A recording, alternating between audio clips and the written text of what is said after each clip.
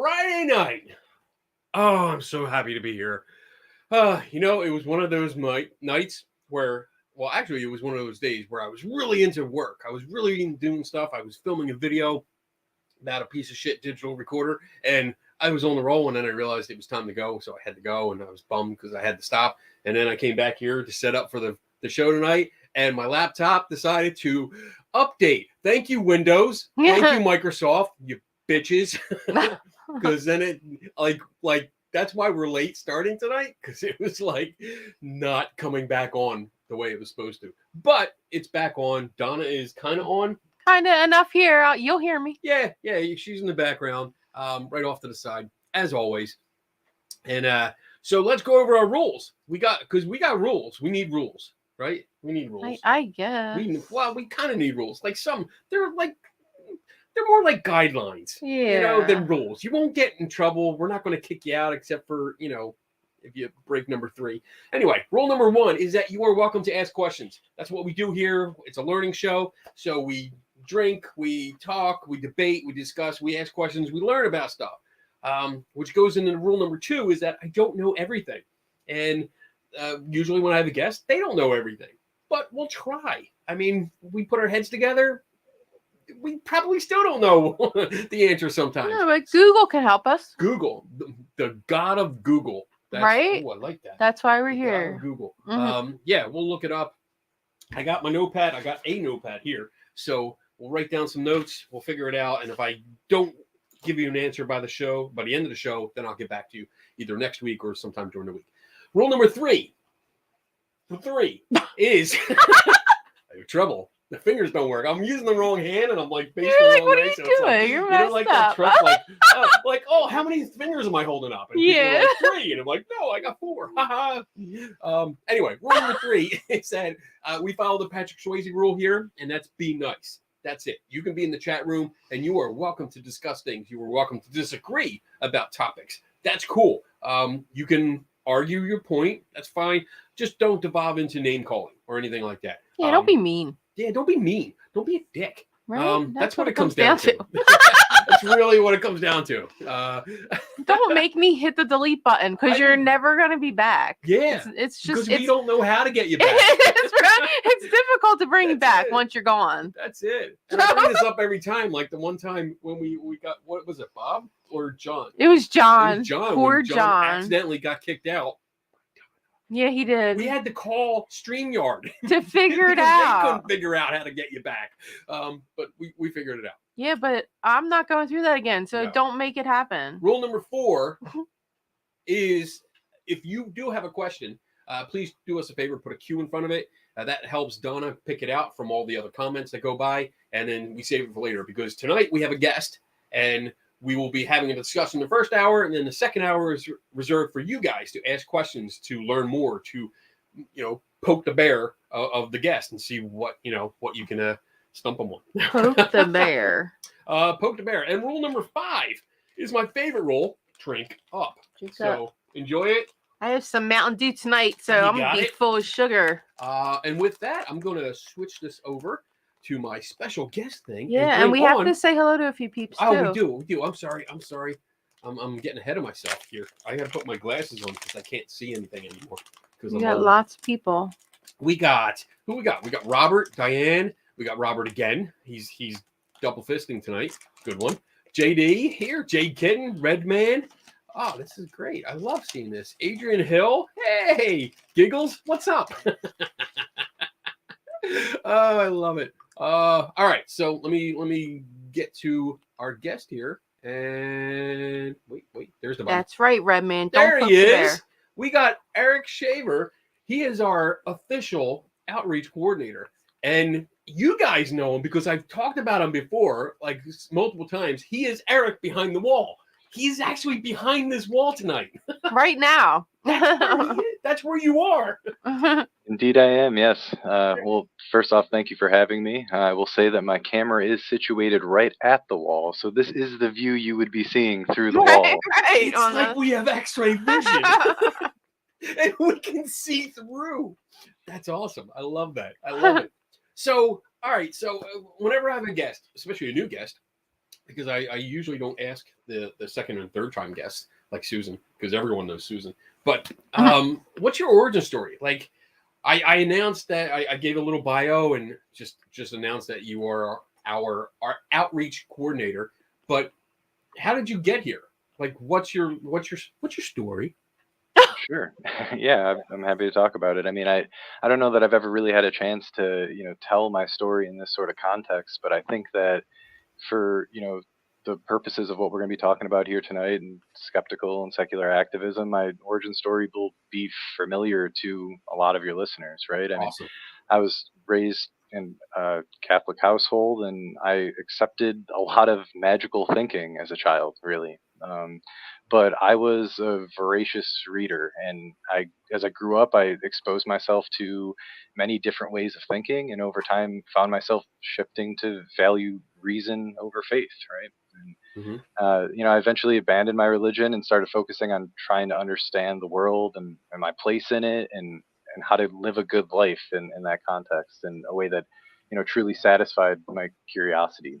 And there was a lot that went into that. I mean, it was a journey. It still is a journey, and I think like many people early on in college, I was heavily influenced by the Four Horsemen. Mainly Dawkins and Harris in my case, but really all of that sort of work, I was just absorbing as much of it as I could and reading as much as I could to try to understand our world. And Right. Okay. I found myself fascinated continuously by the way that religious belief shapes human behavior. That was really my thing through college, is trying to understand that as best as I could. And I went on to study this at length in anthropology and philosophy, and ended up pursuing a master's degree in cultural anthropology at University of Buffalo, Okay. where I conducted research on the ways that particular Christian narratives can shape believers' views on the natural world and their relationship to it, and how that directly impacts the way in which they respond to things like environmental disaster and climate change. And uh, I I graduated in the spring of 2020, right at the height of the pandemic, and had jumped around from a couple different jobs, and of all places, a nutraceutical manufacturing facility for a while. And I learned a lot about, that world, that space of really, pseudoscience and bad medicine, being entirely honest. But it was, trying to separate myself from that and try Right. to really utilize what I had worked on all of these years. I saw an opportunity to apply to work for CFI, and I did, and I consider myself incredibly lucky to have got this job and be able to do something that I'm passionate about, and something that is reflected in the work that I did as a student. And I couldn't be happier to be here and to be working on the things that we're working on, and I'm excited to talk to you about them tonight. Awesome. So you mentioned a couple things, and I've been taking notes because I love.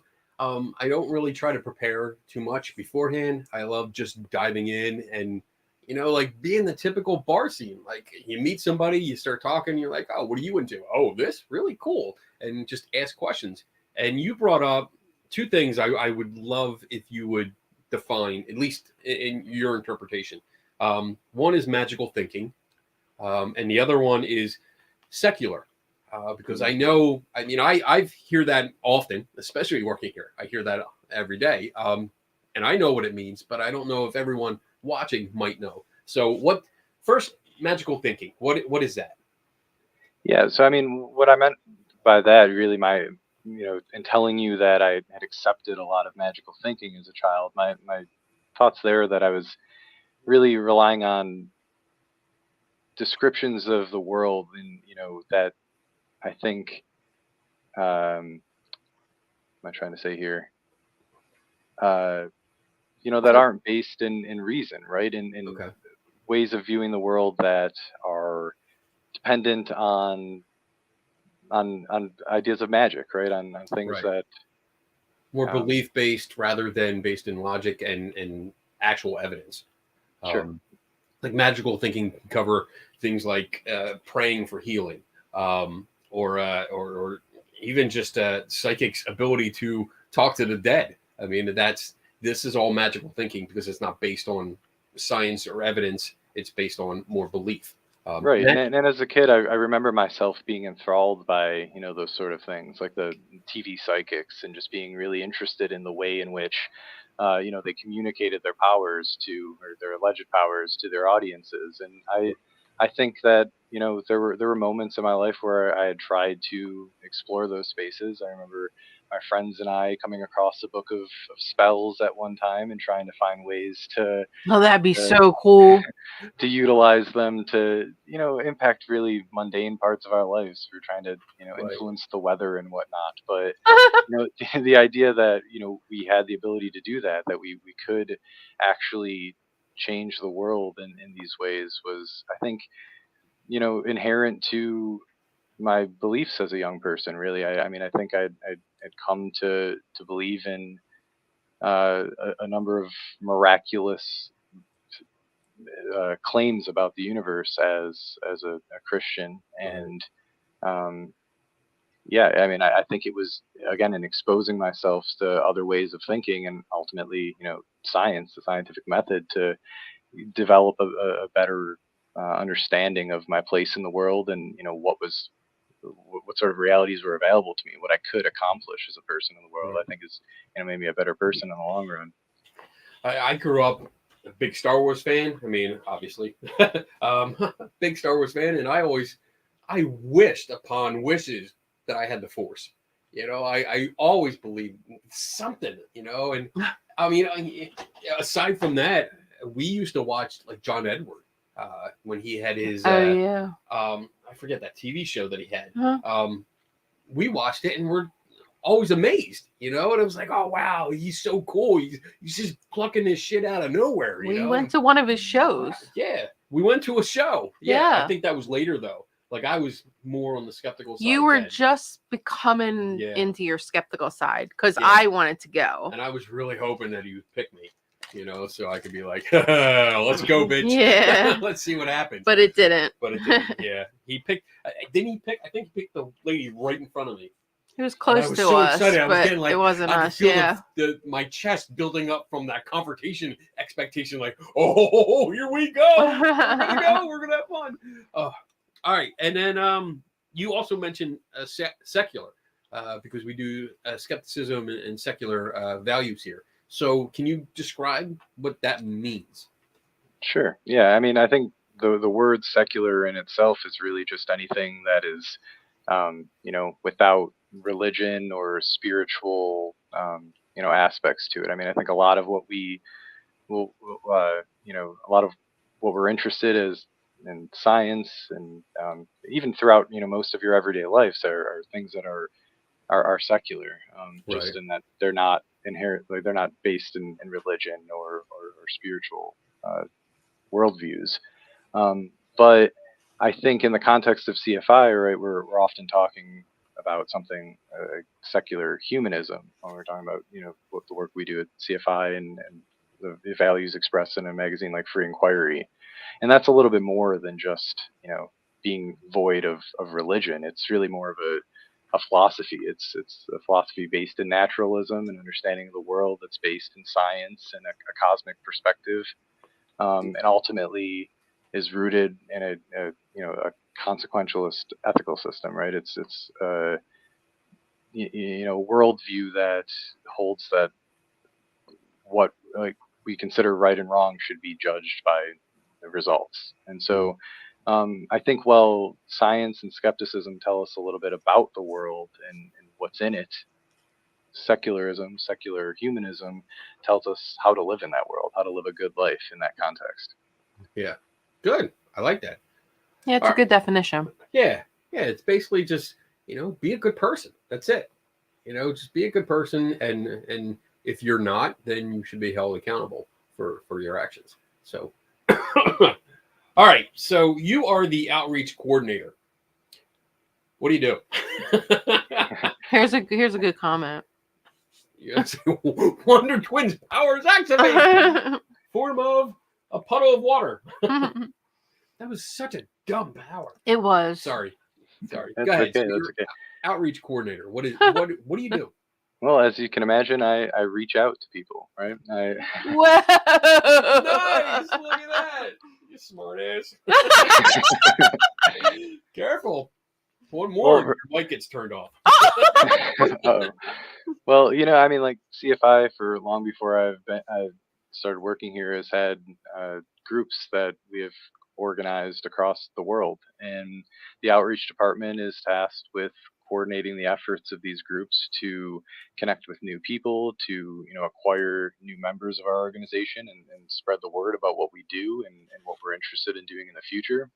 And so in outreach, I'm really helping to equip our group leaders with the tools they need to be successful in that endeavor, right? We're trying to find new ways to connect our base, the people that are interested and support what we do with, you know, um, the content that we're putting out, and also to find new ways to produce content for them and to bring in new people. So it's really just an effort to expand what CFI is. Okay. And what kind of ways? Like, well, first, there's a lot of branches and affiliate groups. And I know that, but what's the difference? What's because I noticed on the website like you can be a branch or you can be an affiliate. You can apply, I guess. To walk me through that. I don't know the process. What is that? Sure. So, I mean, the branches of the Center for Inquiry are, full-fledged divisions of our organization.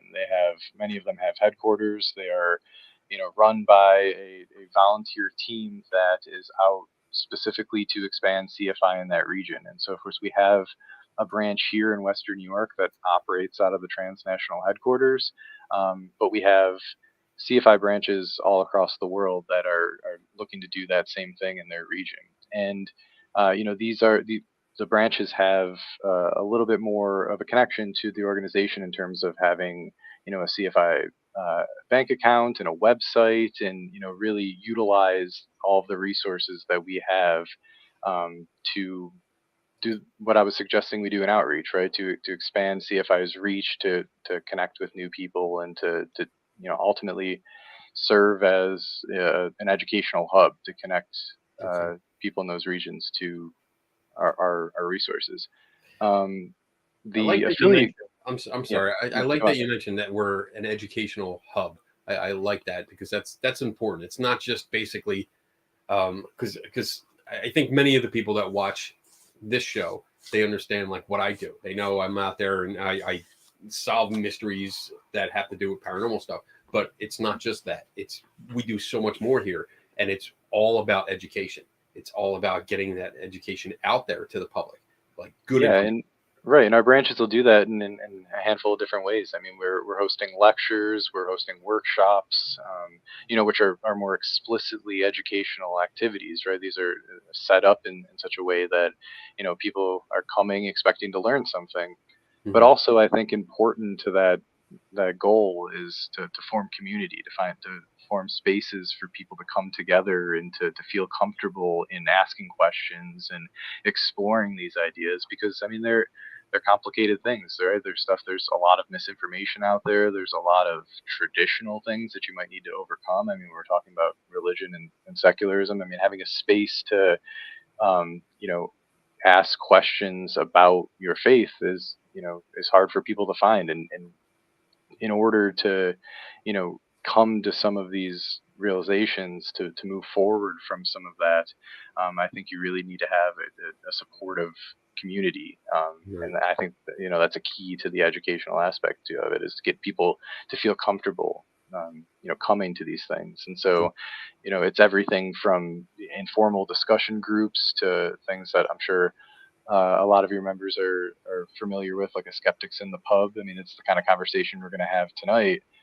Just really, whether or not you're starting with any sort of explicit intent to teach something, it's really, allowing a space for that conversation that I think is important. And we, everything from those to even game night, right? We have game night right out here outside of our offices, and people come together and know that they can feel comfortable and safe in this environment, and maybe Yeah. take home some CFI materials at the end of the day, and be able to come back and ask some questions at the next event. Yeah. Absolutely. Um, And then you were going to go into affiliate groups. Yeah, so affiliate groups are, other organizations, oftentimes their own nonprofits or just, local groups that run the same sort of events that we're talking about here, but are often, smaller organizations that are, like-minded. They share some of our values and they want to, um, you know, connect with the same sort of audience, and we share a space with them in our group resources page, right? Affiliate groups can apply to, kind of make a statement that they stand for the same sorts of things that CFI does, and we will help promote their activities through our website, through our newsletters, that sort of thing. What kind of newsletters you got? So most of our branches have a regular newsletter. These are directly sent out to their communities, and I help organize these. I help supply them with information from our national materials and that sort of thing. But what I'm really looking forward to talking about tonight is some of the stuff that we're doing in what we're calling the Pass the Torch space. Cool. And so we've started a new newsletter. We're on the 6th edition this week, that is geared directly towards uh, providing resources to all of our groups, our branches and affiliate groups. And so anyone who is in our group's space, anyone who is a branch or an affiliate group, can receive this newsletter to get information about our upcoming virtual events, our in both from our national level, our branch level, and our affiliate level, right? All of the Oh, events that's coming out awesome. online are shared in this space. So it really gives an opportunity for new and upcoming groups to see what's going on, to get ideas for future events, and to share what they're putting out to a much wider audience. Right.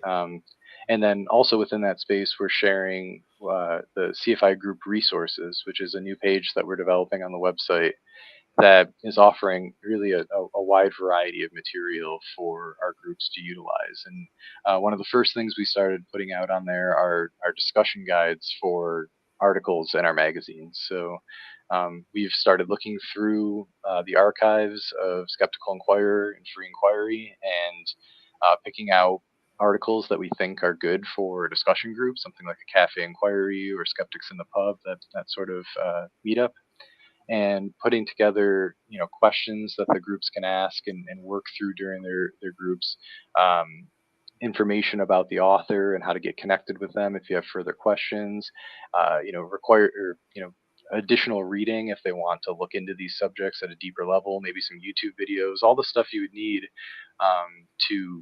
to run a good event using that article. And then this is kind of a we see this as an opportunity to not only promote the work that our authors are doing and the stuff that we're putting out in our publications, but also for our groups to get a kind of a head start on planning Right. some of their events. They can just kind of pull from this whenever they need to uh, set something up, and they've got the right foot forward.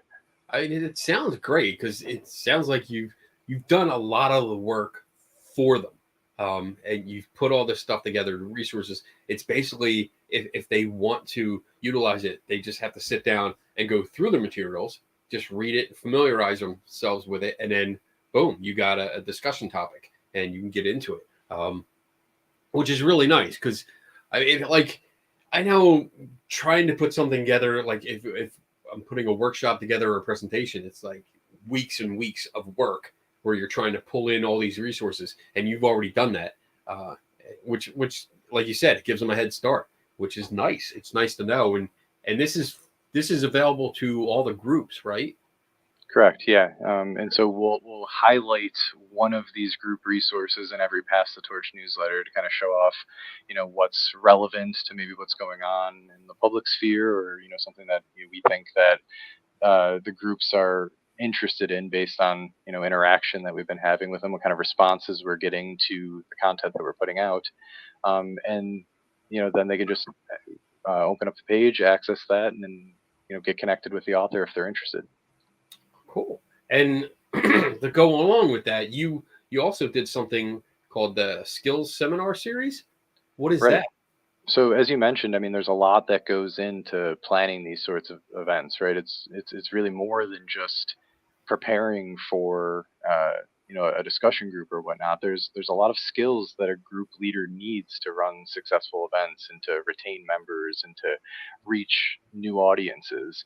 And so, in collaboration with Susan Gerbic, we are developing a series of what we're calling skill seminars. So these are online live Zoom webinars that are available to all of our group leaders.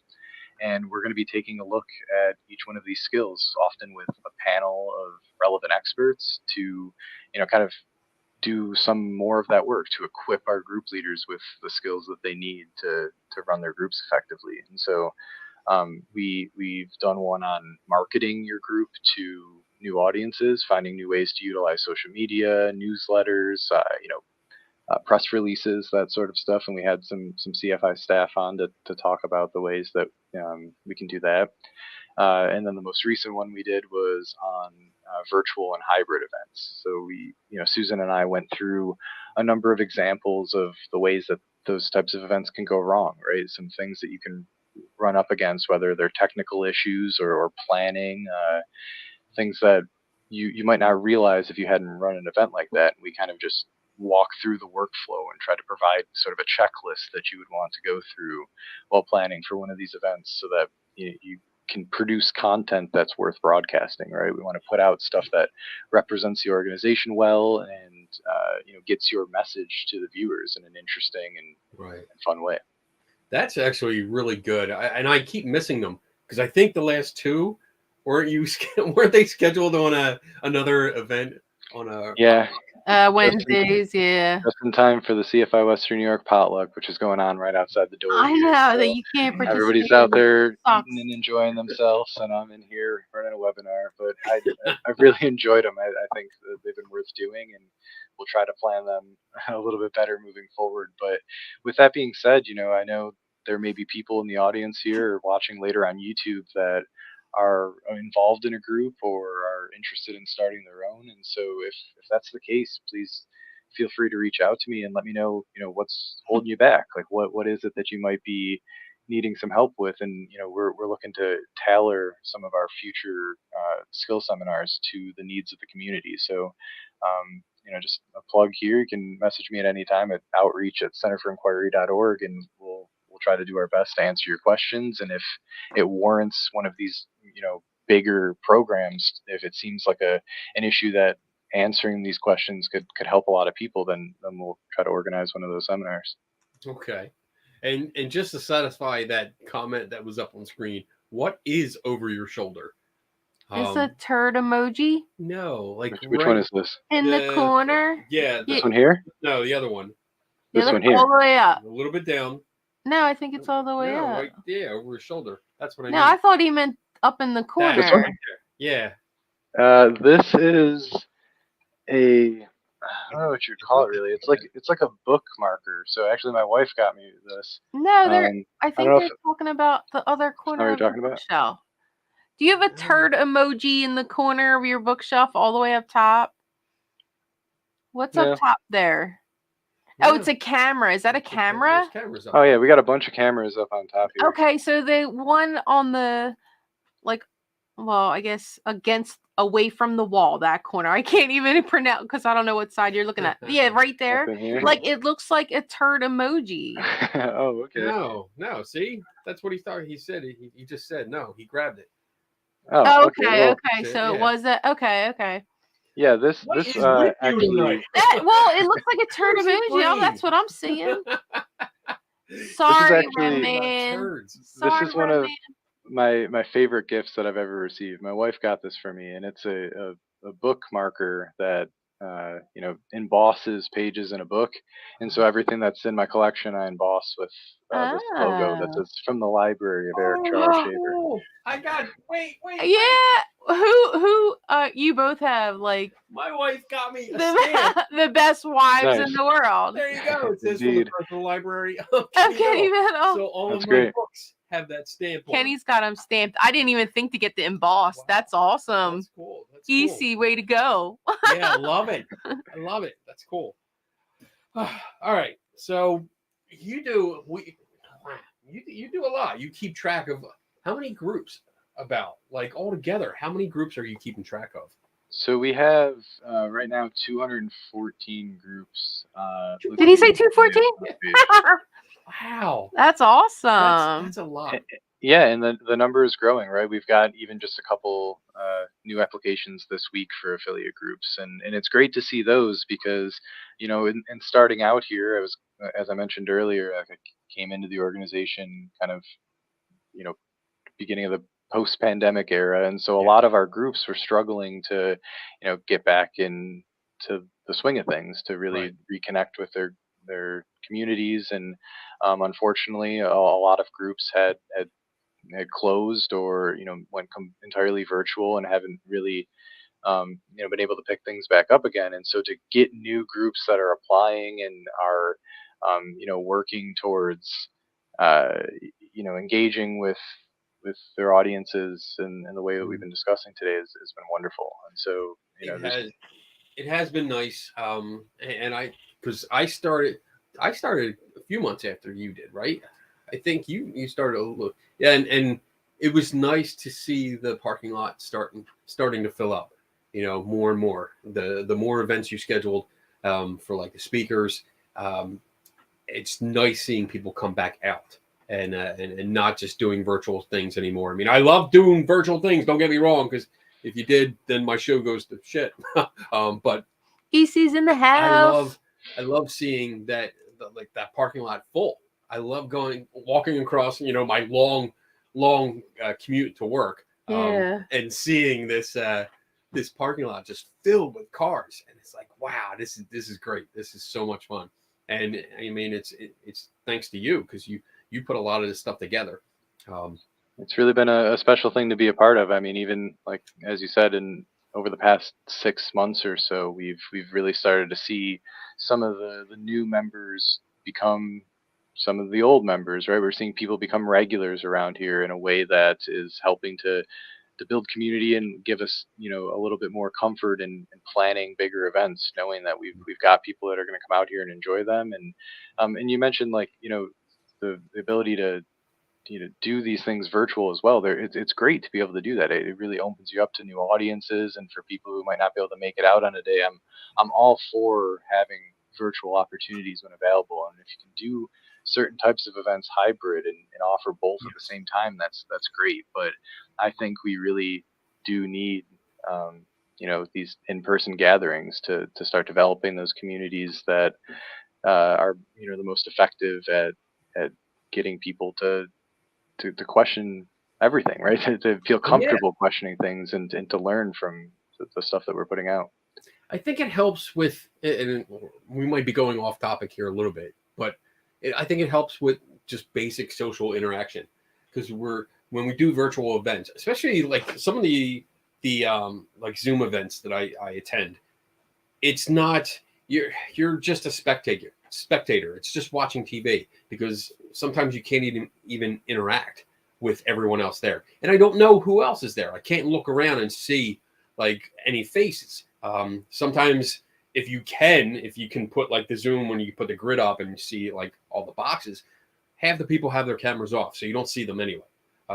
So I like these events where you can get out and socialize. You can talk to people. You can remember how it was to act in front of people instead of, and this is going to be part of an event, but instead of just sitting in your pajamas and sometimes playing a keyboard warrior, where you really don't have any responsibility for what you say. You can just say whatever you want. It's nice to come out and interact and have that social, what's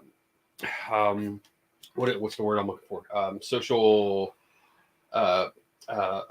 protocol or etiquette. That's it. Social etiquette, and understand like, all right, I'm not going to just say, I'm not going to yell out, hey, you suck.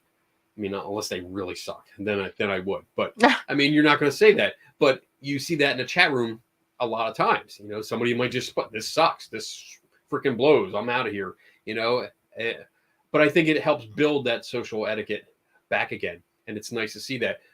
On the other hand, I like seeing the hybrid events, like you mentioned, because I mean, now and I don't know how many lectures were like this before I was here, but you'd have lectures, people show up, but now they can show up in person, interact with people, but then we stream it. You set up, and I give you all credit, man. You set up every time, and I know how much of a pain in the ass it is to set up that system every time to make sure it's perfect. But you figure it out, you do it, and you stream our lectures out to everyone, so everyone can participate. You don't have to show up. We like you to, but you don't have to. And that means people that like from back in Philly, from where we're from, people like Susan Garbeck in California, she can watch, and participate. And it's nice to see that. So I guess overall, I'm just saying it's nice to see this progress into something that it's up to date, it's modern, but it's not forgetting its past. It's a hybrid. I love that. Because so many people thought, once the pandemic was over, Zoom's going away, all this live stream is going away, but it's not. It's being incorporated. So yeah, I agree. I mean, I think there are pros and cons to doing virtual programming, but I think one of the things that we can riff off of that I think are relevant is that you're able to record those lectures and to then stream them afterwards. So it really gives you an opportunity to have that in-person event for the people who can make it out, but you can produce content for your organization afterwards, right? You can kind of use that to advertise and to show what sort of things you're able to accomplish with your group. So let's dial back and get a little bit more personal. You had mentioned earlier about like people that I guess inspired you kind of, and you mentioned the Four Horsemen. Can you explain who that is and what you took from it? Like what was the inspiration? Yeah, well, I mean, I think the Four Horsemen, of atheism are Richard Dawkins, Sam Harris, Christopher Hitchens, and Dan Dennett. I think a lot of people, who are watching this sort of thing are going to be familiar with these guys. And I think that it really was, and it was reading some of their work that had, allowed me to think about some of these issues, some of the biggest questions that I had as a child being raised in a Christian context in a new way, to really take a criticism of the sort of, in many ways, absurd claims that are being made by these institutions,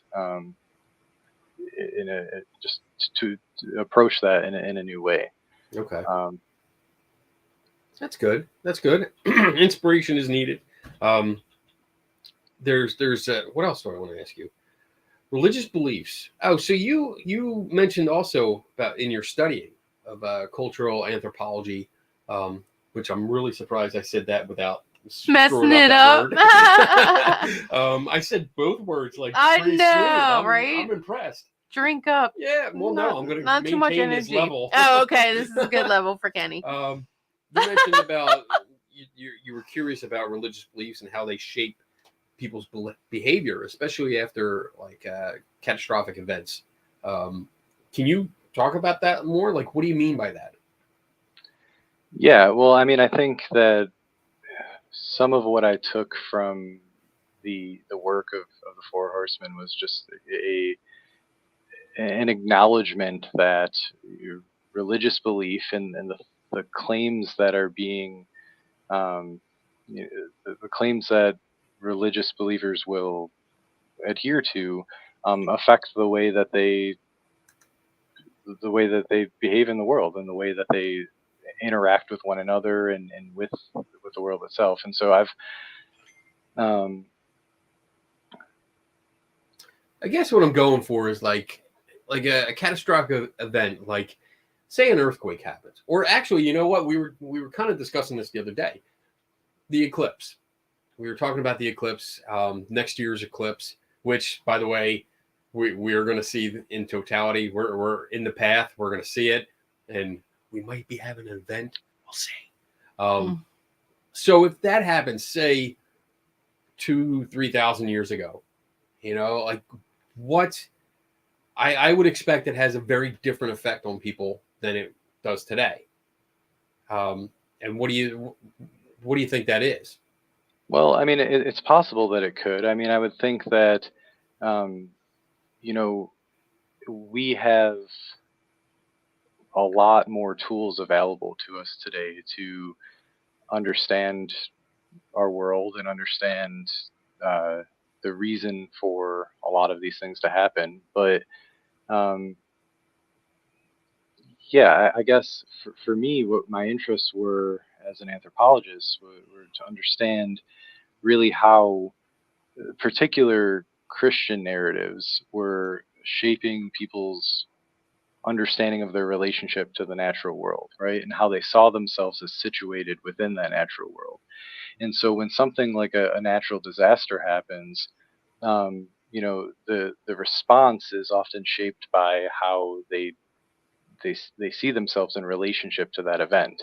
And so, to give an example, right? I mean, the Christian narrative of Genesis it describes humanity as situated in a hierarchical relationship with the rest of creation. And so Christians often see themselves as having dominion over the natural world. And so when you see something like an ecological disaster, something that has to do with species conservation or something of that nature, you find that some Christians will find that it's not necessarily something that we need to react to, because we have been given this God-given right to utilize the earth in whatever way we see fit, to have control over it, to manage it in whatever way we see. Now, this isn't uniform across Christianity, of course. You find people, and in my research, I did come across people who would utilize some of the same biblical texts to describe their need to have a sense of stewardship for the earth, to take care of it, because I mean that was God's will. But what I found in looking into this and having conversations with Christians that I did my research with was that really it wasn't.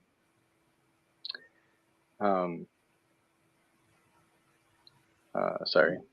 Sorry. So we're talking about the behavior.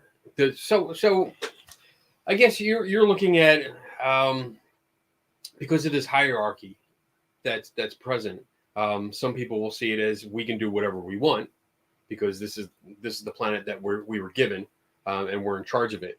Whereas some other people or the same people will use the same reasoning to say we need to take care of everyone. Is that what you're saying? Yeah, I mean, there certainly was.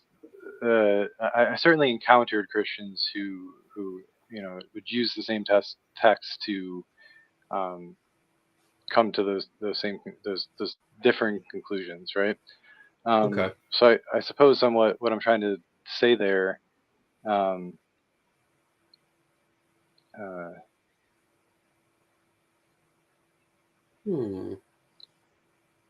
This is a deeper topic than we expected. There's some thinking going on. It's all right. We can switch topics. Yeah. We can switch topics. Because actually what I'm interested in too, something that came up, that when you said you worked at a nutro suit. There you go. You can't say it. Now you can't say you jinxed yourself. You work for like a supplement company? Yeah. We had produced a variety of nutritional supplements. Okay. And nutritional. What like are we talking like vitamin pills or like all of that? What's it called in the supermarket aisle where it's like nothing but like Nature Valley. Valley. Yeah, like that's the like name. Like they that. make vitamins and they do supplements and stuff like that. And what was that? Yeah. Was that just a big factory thing, or what was that like? Yeah, for the most part. I mean, I'd worked in the lab, so I was taking samples of the materials that were coming out Oh, and that's awesome. trying to, make sure that we were following some best practices. Okay. Huh. Yeah, it was quite interesting to see, kind of from an insider perspective, what is being done in a place like that to get an idea of, what these raw materials were like going into the Right. creation of these sorts of supplements, and ultimately what kind of claims were being made about them as they were, put out into the public, which I think is often, the trouble about this to Right. see some of the, more medicinal claims that are being made about Right. relatively innocuous material. And was it? I imagine because I watch, we watch a lot of How It's Made, that series, How It's Made, Love that and show. I mean some of the things, especially when it's food preparation, I'm amazed at just like that these things come in these huge bags or like barrels, pretty much like I see like dirt and and stuff at like Home Depot come in, and I'm like, we're eating that. Is that what it was like there?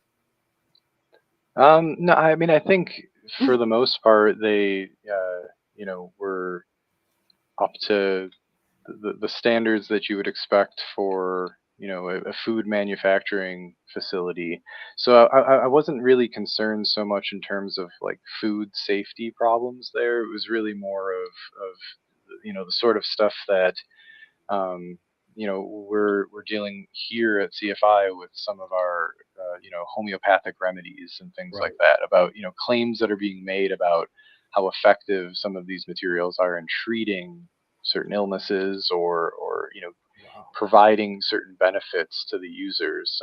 And, not all of that, I think, is, uh, there's not a lot of regulation in that necessarily. Right. Like, right, people are able to just make claims about it based on their knowledge of the materials, and, um, it's That's like the Wild West out there. right. Yeah.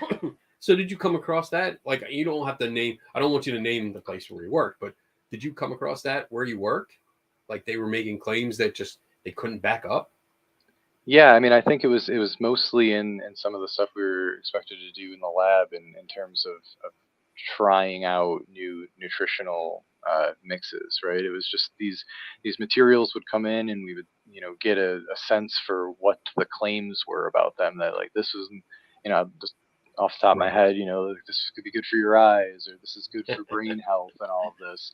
And so, of course, mixing them together is the potential to be, some kind of super supplement.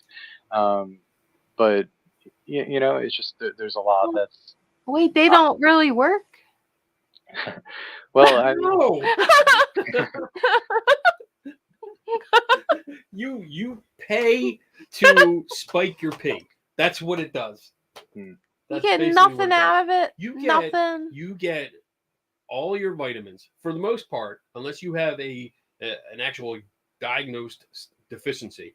You get all of your vitamins, your daily requirement through the foods that you eat all Yeah. day. I'm always You're low on vitamin you're D. I mean, I know. I mean, I know I have vitamin B6 and 12 because I drink that shit I know you constantly. got I know I'm getting my overdose of daily, Yeah, but you're yeah, peeing it out, Biddle. You're when peeing you it go, out. like my favorite line comes from Sheldon on Big Bang Theory because he tells Penny in an early episode, like, you're just buying expensive pee. That's what it is because you don't need it, and you just pee it out later. So yeah, all right. Well, we're getting close to our pee break. Talking about That's pee. always good. Speaking of it,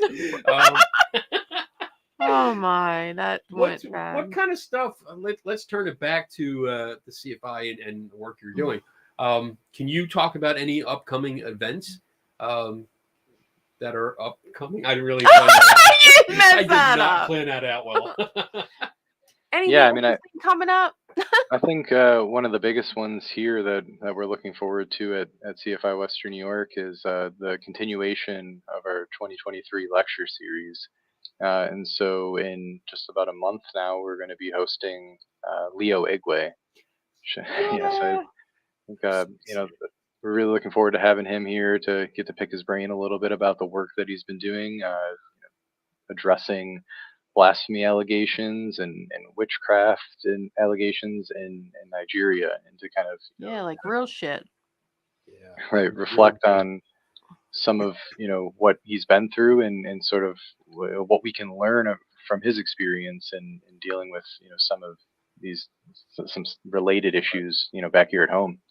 So that is an event that we will be live streaming. It'll be recorded and available on our YouTube afterwards. But of course, we encourage people to follow along on Zoom and get to interact with the Q&A and question and chat there. And really to be a part of that event.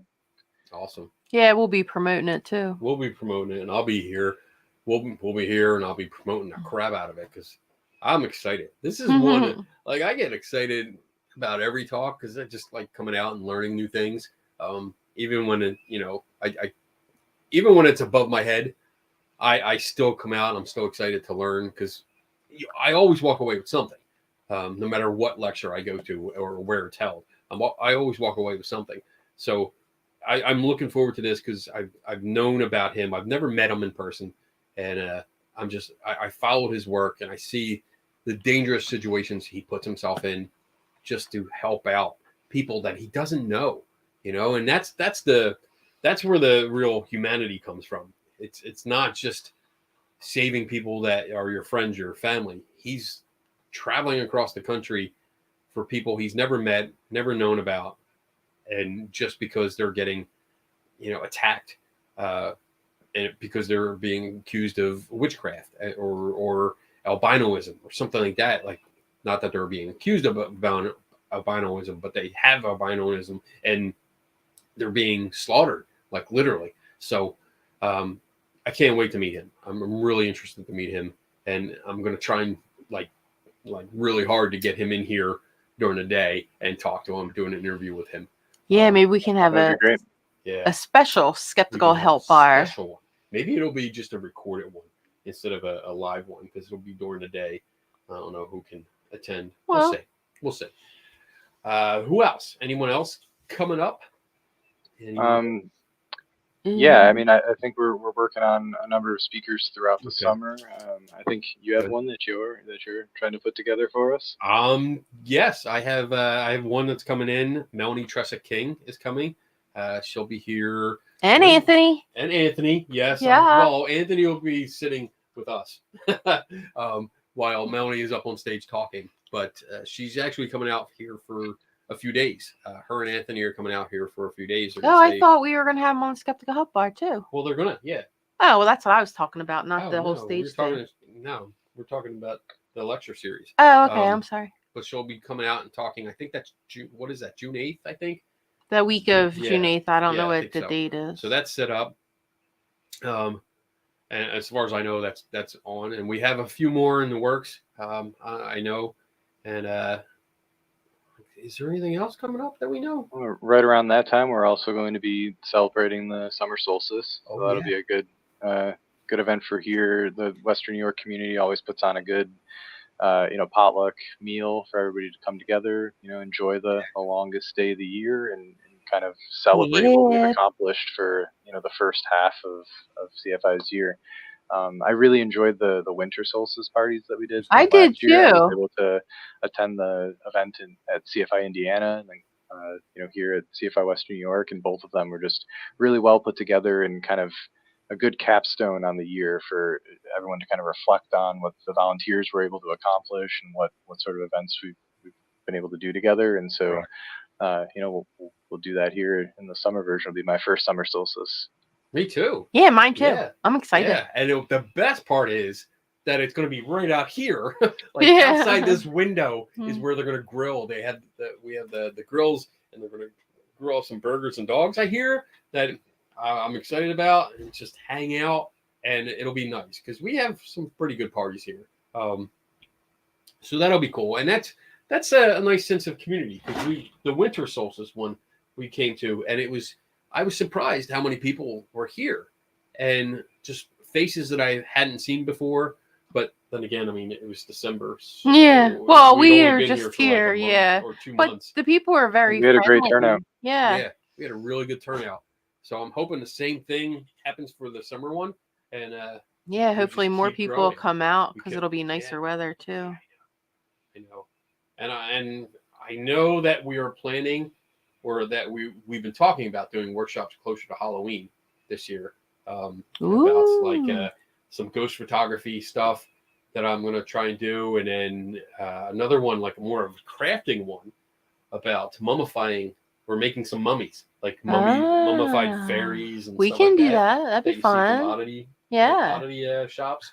So yeah, I mean we've kind of hinted that out at some of the last events, and I think people are really interested to learn a little bit more about the sort of stuff you're putting out in our display cases here, right? The materials that we're making available to the community from your investigations and other CFI related spaces have really resonated with our group, and to get them involved with it, to actually go through the motions and to practice some of these things could be, I mean, obviously beneficial. They get to actually have some hands-on learning opportunities. Would be wonderful. I think it'll be a lot of fun.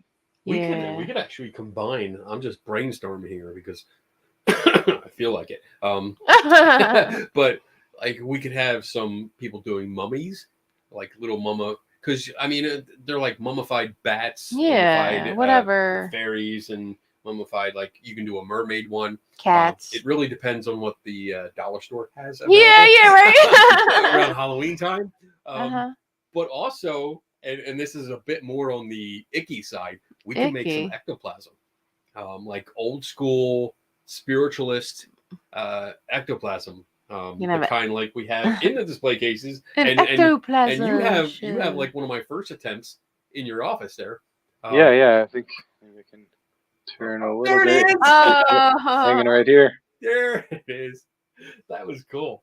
I'm so proud of that. No, that was fun, and I think that would be a good add-on to the ghost photography thing, because we could photograph them afterwards, and people could have pictures of themselves with the ectoplasm to take home. That'd be fun. Yeah, that'd be kind of cool. Really cool. Yeah, having it coming out of everybody's nose. It's kind of gross, but that is Halloween, I guess, right? It is. I mean, I'd be careful putting it in your mouth because it's disgusting. It doesn't taste that great. I wouldn't eat it. I mean, I don't know why you would, but because I want it to be an authentic picture. All right, whatever. And I just have to make it black and white. It looks great. All right, so we are close. We're gonna take our pee break right now. We are. Yeah, because I gotta go. I make the rules, damn it. So we're gonna take our break. It's a 4-minute break, and once we come back, we can continue the discussion. We can take some questions. If you have questions, I'm talking to you, then we can discuss them. We can talk about them. We can have some fun until we run out of things to talk about, and then we will shut down for the day and go have a weekend. All right. So let me get up. Let me queue up. Let me get up. Let me queue up the video here, and we will see everyone in 4 minutes from now.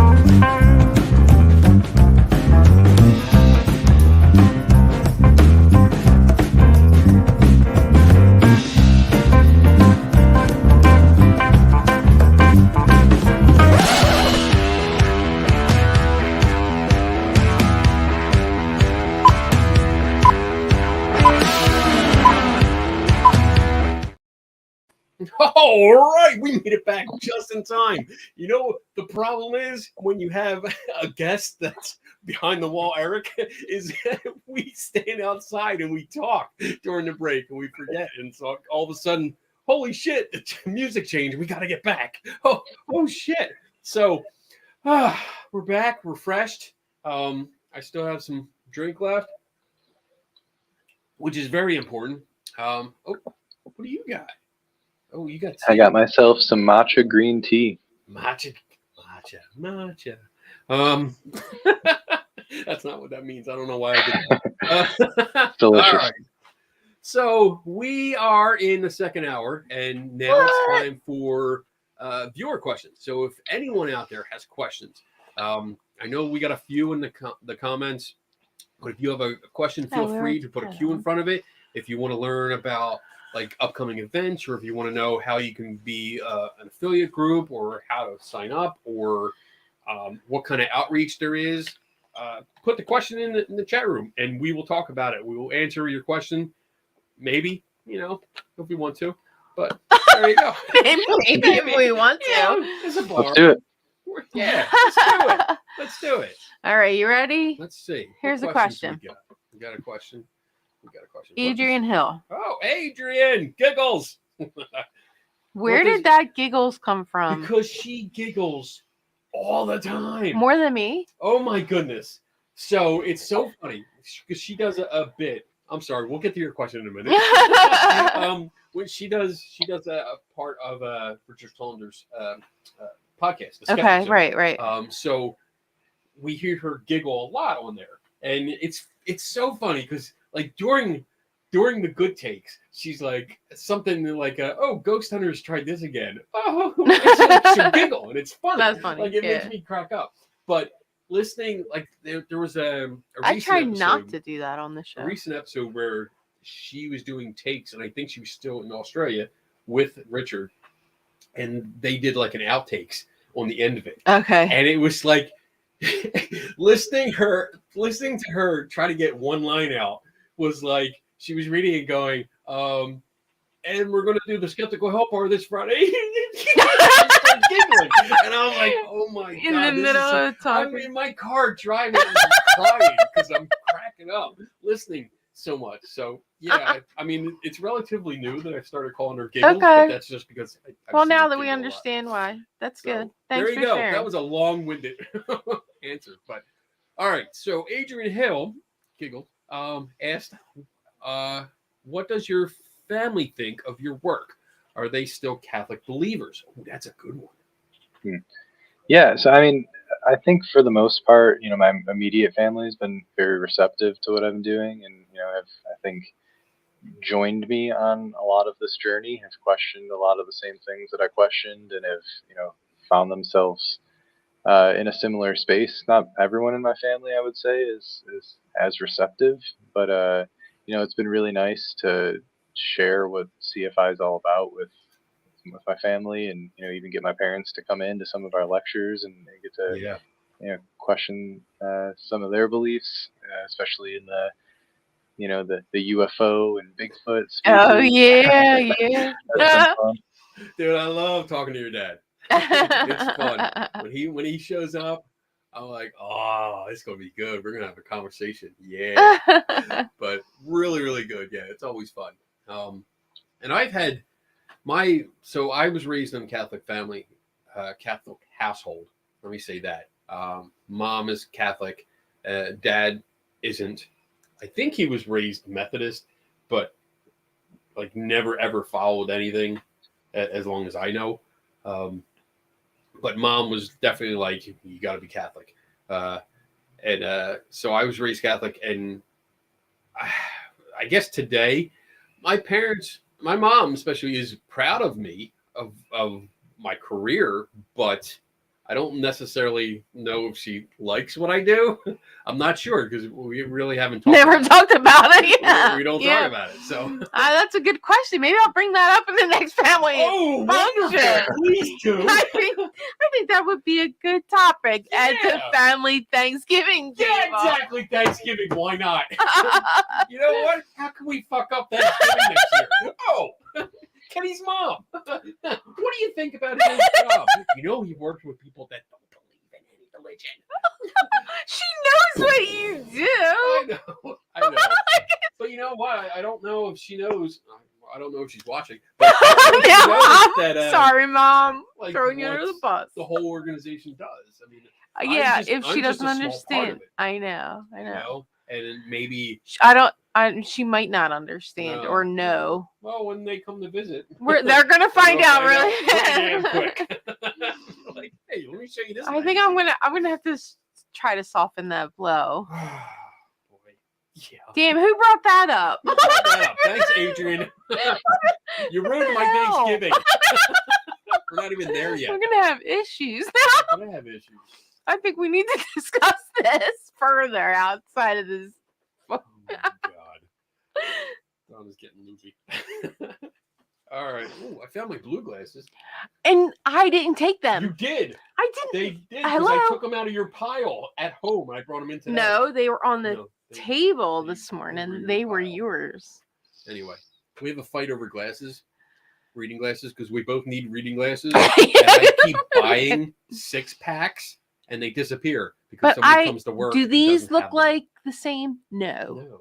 Because the round ones are mine. They're not round. They're not wearing. I'm round. Anyway, your glasses aren't round. All right. I don't think we have any other questions for you. Yeah, what's going on? I think Come on, guys. Everyone's kind of chilled and they're just listening. Tonight on Family Feud, right, Red Man? That's what. That's exactly what it's gonna feel like. I have a question for you. I have a question for you. Actually, for who? Wait, who are you talking to? No. He's got a question for me, I think. For Eric? Eric, do you have any questions? Yeah, sure. Yeah. Actually, while we're waiting for people to put some in, I'm curious. We're talking tonight a little bit about, the sort of events that we put on here at CFI and stuff that we're planning to do in the future. And it's got me wondering, what was the first skeptic event that you attended? What was the first skeptic event that I attended? So skeptic event, huh? The first skeptic event, and I'm totally cheating because I knew about this ahead of time. And I said I was gonna look something up, and I totally forgot that I did. So the first skeptic event, I know what it is. Wait, I do have it. Hold on, I'm gonna share my screen. I'm gonna have to remove. Well, Eric. There. Is there? Let me share my window. There it is. Share. Okay. So this, and that handsome devil back there. Oh my God! Throwing up the gang symbols. Wow. There's a gem of a picture.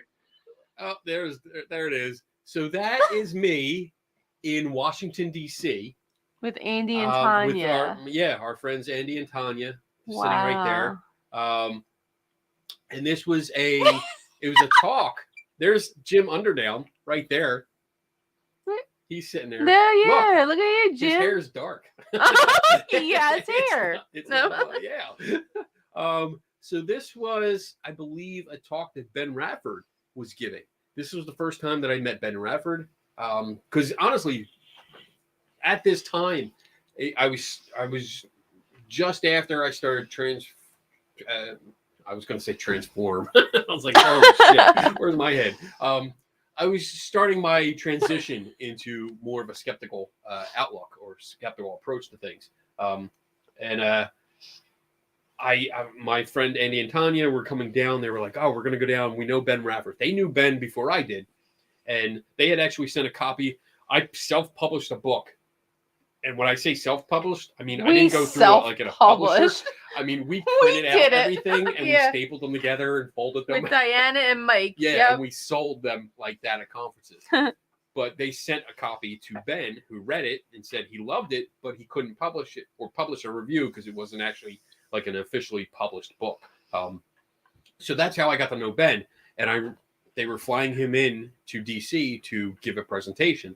And I drove down to DC with my friends, and that's the first time I met. Let me see here if I go the right way here. So there's Ben. He's talking. He's up there, and then I think there we go. Barry Carr? Barry Carr.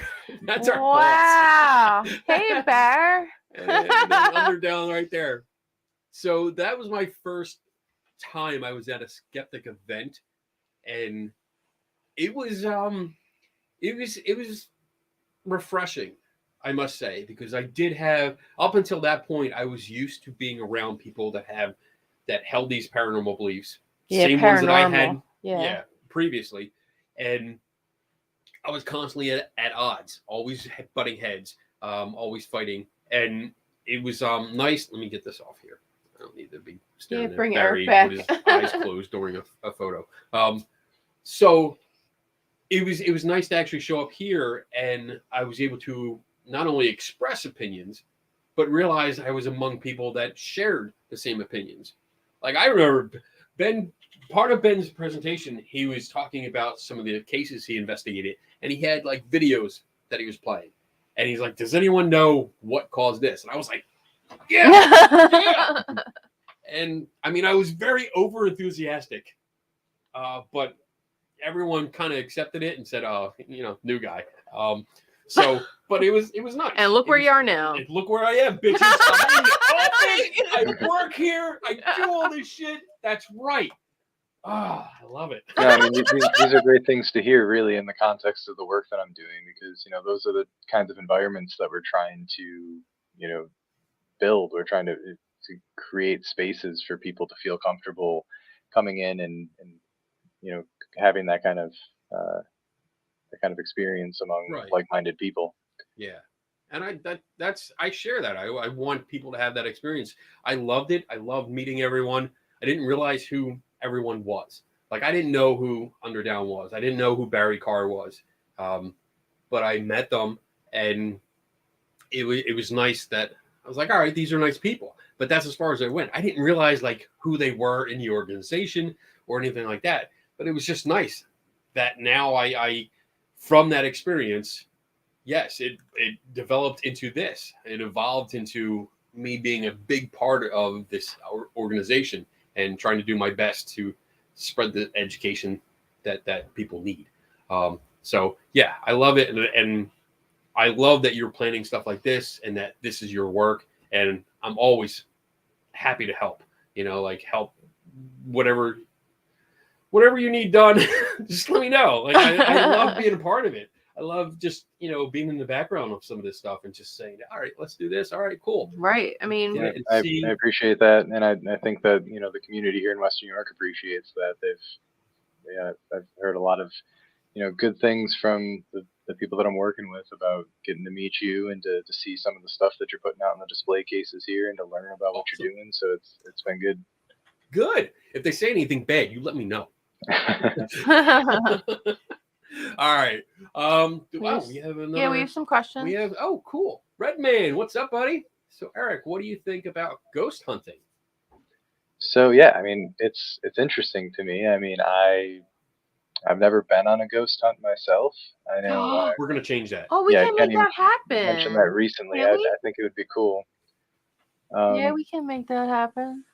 I don't know. I mean, I think I would be interested in seeing what professional ghost hunters do, and like how you're utilizing these gadgets and how you're interpreting the sort of phenomenon, the experiences that you're having. I think that's the key to a good ghost hunt. Why people are drawn to it is that experience of interacting with the gadgets and going through the motions. And like I said, having never done that before, I don't have a lot of opinions on it other than what I've seen on TV and what I hear from Penny.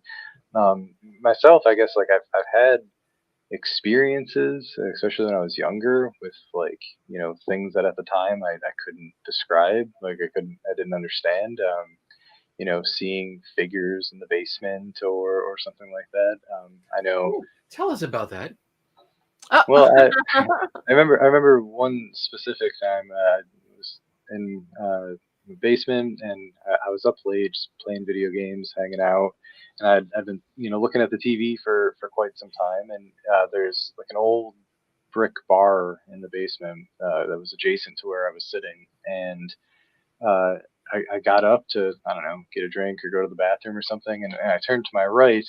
I had seen what appeared to me to be like a small boy stepping out through the bricks, like it had just emerged in front of me.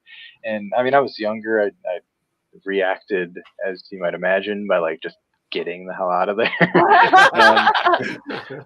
And that stuck with me for a while. Like, whenever anybody asked me, like, "Oh, have you ever seen a ghost?" or "What do you think of that?" I mean, I think I always said it kind of jokingly. I was like, "Well, I did have this experience where I saw this," Right. because I don't think I believed that it was a ghost, but I genuinely couldn't describe. Like, I didn't know what had What happened it that was. day. Right. And I don't know. Looking back on it, I mean, I don't think that I saw anything supernatural. I'm assuming it was, tricks of the light, having stared at the TV for so long, getting imprints from what I was watching, and then looking and being tired at night. I mean, there's a lot that could go into why I had that experience, why that happened to me. But Right. Going out and seeking experiences like that, I think is interesting. I really, I don't know. I'd like to see how I would fare in a situation like that. I think it would be fun. Well, I mean, Redman says that when we take you, we definitely have to get that'd be video. cool. Oh, definitely. We'll definitely, because I mean, because the last couple that I've been on, to be honest, it's not.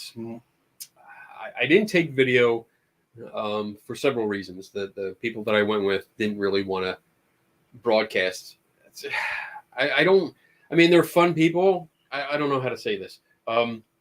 They are good people, but they probably would be better not to be associated with me, because if I write a report and it's not favorable to the location, I don't want them to get like blacklisted or, like, oh, you have a bad reputation because you brought him in.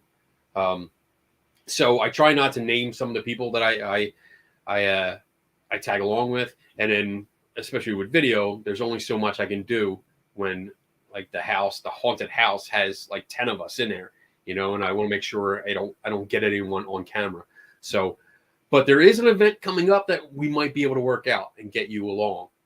Yeah, I that think would be that would be something really cool. Yeah, I'm down. Count me in. Yeah, and that'd be fun. It'd be fun. I think it would be really cool to see what. Yeah, and we're gonna talk after the show.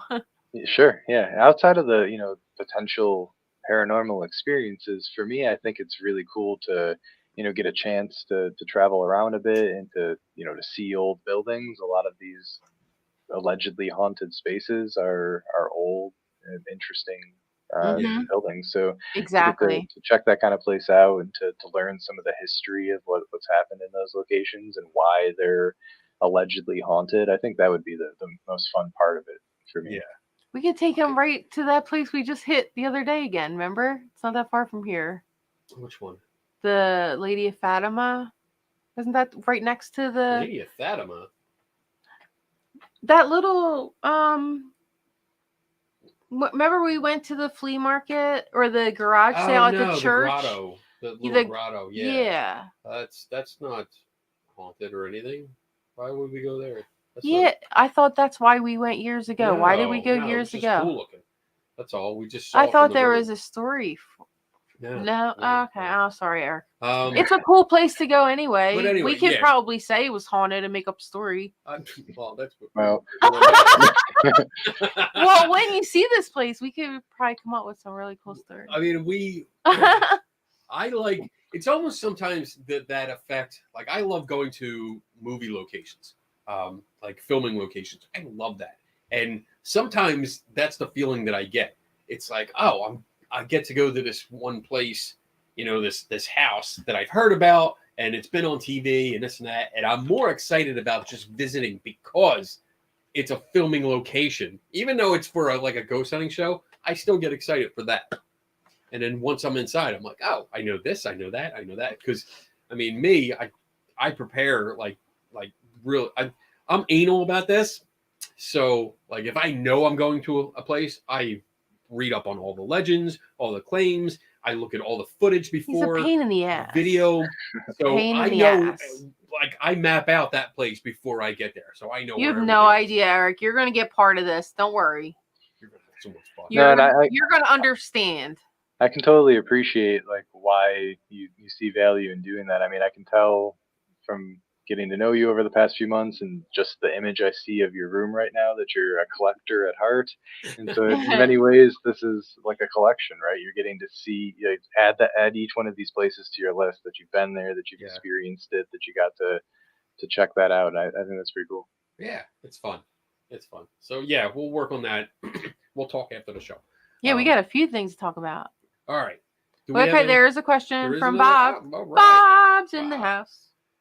Bob, hello. Damn it, Bob. I haven't said that all night.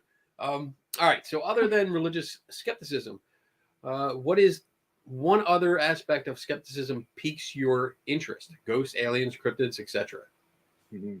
Well, I mean, I think all of them, and more so now than ever. I mean, as I mentioned, like I've had some strange sort of paranormal experiences growing up. I mean, beyond the ghost story that I just told, there was a moment, I think I'd mentioned this to Kenny previously, as we were talking about different cryptids, and I was wondering if we might look into the idea of like silver fox type figures and white things, right? Like white animal creatures.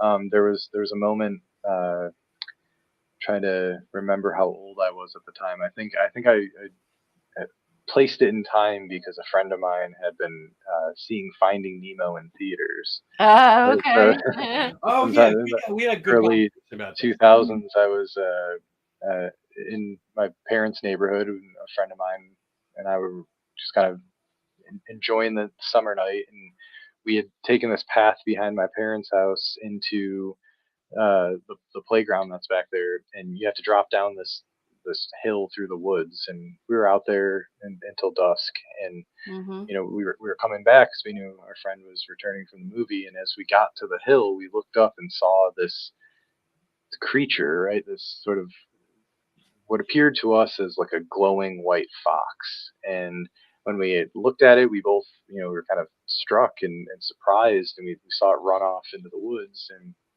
it was just one of those things that the story has kind of grown over the years. We retold it, but the strange part of it is that it seems to have returned to us in one way or another on multiple occasions. There was a couple other times where friends of ours had claimed they had seen it again. And this was, a very young childhood, and I'm imagining that there was either some sort of albino animal in the neighborhood, or as we told this story of this initial thing we saw, which I mean, I really can't describe beyond what I've said. I'm not quite sure what we saw then. I don't necessarily think that it was something paranormal. I'm imagining it was some sort of animal that was getting hit by the moonlight in the right way, or like a white cat or something, sort of, maybe. Yeah, it's just my memory of it is that it sort of had like a glow to it. It was a very strangely lit creature.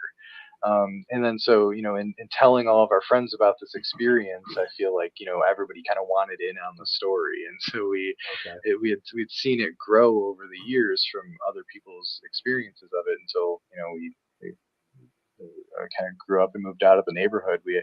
No one's seen it in quite some time, but I think having this experience, as it's a bit more shallow, I think, than some of these big cryptid stories. We don't have a lot to go off of on my story, but it's pretty much on par with all of the other stories. Well, no, but you know what's really cool about it is that you have friends that remember the same thing.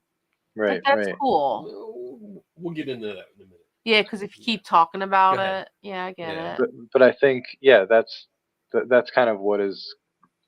It's one thing that has had me interested in learning more about cryptids and working here at CFI and seeing some of the work that's been done by our affiliate authors and people that have done this sort of work. I mean, it was really interesting to have an experience like that myself, and then to read about some of the big ones, right? I mean, obviously there's the Bigfoot and whatnot that people have claimed to see, but I think the more I don't know, the more obscure ones have really fascinated me. Right. Yeah, I like the lesser known, especially local ones. I was just on a podcast last week, and we were talking about different things, and it almost seemed like every state had their own cryptid. And I mean, I asked the guys because it was a show that was run by two Bigfoot hunters, and I mean, they said no, every state doesn't have their own, but there's so many out there. There's like a at least on the East Coast there are. There's a dog man, there's everywhere. A bird man, there's a skunk ape, there's a mothman. I mean, there's lots of Jersey little Devil. Things. But yeah, talking about, I mean, because we had a conversation about that experience. We had a conversation about both experiences you had, which is good. I love that when we can talk it out. And I think when you start talking about how it came out, or you experienced this thing around the time Finding Nemo came out, and we had looked it up because I think the year that you had was off a little bit, and like 2003 is when Finding Nemo was released. So that was 20 years ago. 2003. Wow. How old were you? Hey, don't call him out on how old he is. No, that's okay. I was, let's see, 2003. It would have been like 9 in the summer there, maybe 9 or 10. That's pretty impressionable. So, I mean, who knows what you said? Like you said, you didn't get a good look. You're not sure what you saw. And then talking about how, like, somebody else saw too. Right. As you talk more about the experience, when it comes up again, you start not deliberately filling in the gaps, but if your friend said something from his especially in the years to come, I think we were primed to see that again. If there was any sort of trick of the light or something, it would have been like, well, was that the white thing again? Like, did we also have that experience? And then it becomes a bit of the local tale between the friends, and it's that to have that built on year after year. I mean, even the way I explain the story today, I'm telling you this filtered through those 20 years of explaining the story to people. That night that I saw it the first time, I don't know if I would have described it precisely the way I did now. And it's right. I mean, right. Yeah. I think that's worth considering when you're looking at any of these stories of cryptids. It's really just how far down the game of telephone are you when you're finally hearing about it. Yes, exactly. And I mean, that's the thing, like it becomes a local legend because as you said, other people see glimpses of something and they're like, whoa, was that the white fox monster or whatever? And that question, it goes from, was it that, to, I think it was that. Or it becomes a story, even if you don't think it was, or you don't know it was, it still becomes a story and it becomes part of the legend. So it comes up and time and time again. And that's how a lot of the stuff gets started and how it persists over the years, because people will have these vague experiences and often treat them as legitimate. Like, I know what I saw. But at least in your case, you're saying, I'm not sure what I saw. Well, yeah, and it's been really interesting in both of these cases, the ghost story and then the white thing, to tell people about this, in the context of somebody asking me this sort of question, right? Do you believe in ghosts? Have you ever seen something you couldn't describe? And for me to share that and then express my skepticism and have others tell me that, like, I'm wrong about my own thoughts, be like, no, that probably was a ghost, or that was some white creature. And I'm like, well, I don't know. Like, how That's could funny. we know? That's funny. It's like, yeah, I had this experience, and then I had the chance to think it through, and logically, I don't think it's that. And they don't want to accept that part. Like, no. No, man, you saw a white cat in the moonlight, dude. You did. Now it was a lot more fun when it was a ghost. Yes. Yeah. And that's funny. I see that a lot. And it was, it was actually interesting because when you told me that story, you were in here, you were standing here, and you were telling that story, and I didn't really have to offer much. Like, as you were saying it, I could see the hamster going, and you were figuring out yourself. You're like, well, maybe it could be this. And by the end of the conversation, like, you had pretty much debunked your own thing, not completely, because you still don't know what it is, but you came to a more logical conclusion based on what we know and don't know, particularly, rather than going into belief. And it was funny. I loved it because I was sitting here going, yeah. No, I recall precisely what we were talking about. There's a little bit more to the fox story. Is the second sighting, a bunch of our friends were around and we were playing with cap guns. We were just running around. Oh yeah. With those, and a group of us was running up in between our house and the neighbor's house, and we'd seen what we thought was the white thing like flash off into the woods, and so a bunch of us had kind of huddled up back there and tried to hunt it down and see it.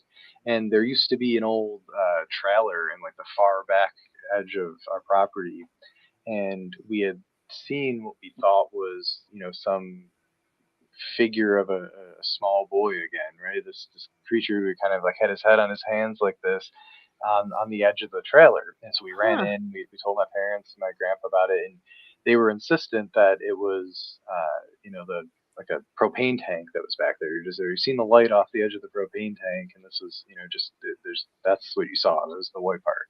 And then the story developed, and we kind of got the punchline of it the next day when we went out there. We had went to investigate in the morning, and the propane tank that was on the trailer was tucked away in the back corner, so we wouldn't have been able to see it from there. So we we're like, no, that couldn't have been it. That's not it. And so Kenny, you and I were talking about this, and we were just kind of I was mentioning like what the tricks of the light could have been and all this, and you said something that like now as I'm telling this story right now, it sounds just so silly of me that like it never had occurred to me in this way. But like you had mentioned that like there could have just actually been a young boy there, right? There was a bunch of kids in our neighborhood. The playground was like right behind my parents' house, and this is a big group of kids like out running around the neighborhood playing with each other. There could have been somebody who just was sneaking by, kind of watching what we were up to or whatnot. Like it's not out of the question that there really was a person we saw there, and since we didn't know who it was, we reacted in the way,